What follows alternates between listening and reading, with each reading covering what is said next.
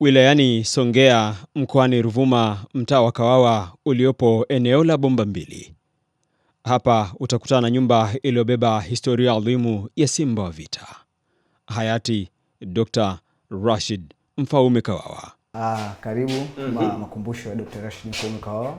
Leo tunazama ndani ya siri nzito iliyofichwa chini ya sakafu ya nyumba hii. Hiki ni kitanda ambacho alikuwa akipumzika hapa. Yaani hiki kwa ujumla, hiki ndio chumba chake ambacho alikuwa akilala. Ndani ya chumba cha kulala cha mzee Kawawa kuna mlango wa siri uliodizainiwa kwa umakini mkubwa.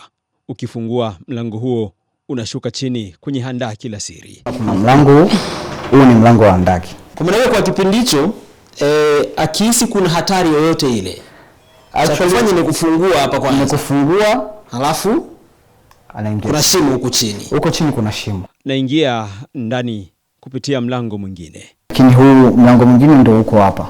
Okay. Ndio hii kwa sababu ilikuwa ni sehemu ya ukumbi wa familia.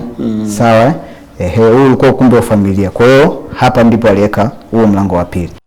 Cha ajabu, ndani ya handaki humu hewa ni safi kabisa kutokana na matundu ya siri ya oksijeni yaliyofichwa. Ule mlango wa chumbani ni huu hapa wa kutokea chumbani kwake. Handaki hili lina vimbweta ambavyo vilitumika kwa vikao vya siri vya ukombozi wa mataifa ya kusini mwa Afrika. Hapa ndipo mipango ya kuwafukuza wakoloni iliposukwa, mbali na macho ya maadui. Ujenzi wake ni wa kipekee. Adui anaweza kupita juu bila kujua kuna mtu amejificha hatua chache chini yake.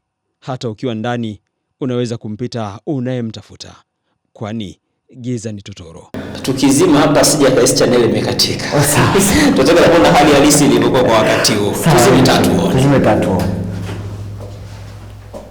Kwa nje hata njia ya kutokea nayo ilifichwa kwa ustadi, ikifanana na mifuniko ya kawaida ya chemba za maji machafu, lengo ikiwa kumdanganya adui. Ni sehemu inayoonyesha ujasiri na uzalendo wa hali ya juu wa waasisi wa leo iliyo imara. Mara zote usikubali kusimuliwa tu.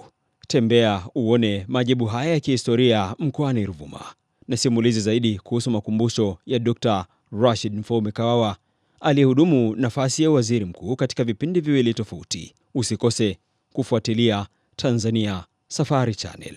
Mimi ni Idrisa Abubakar.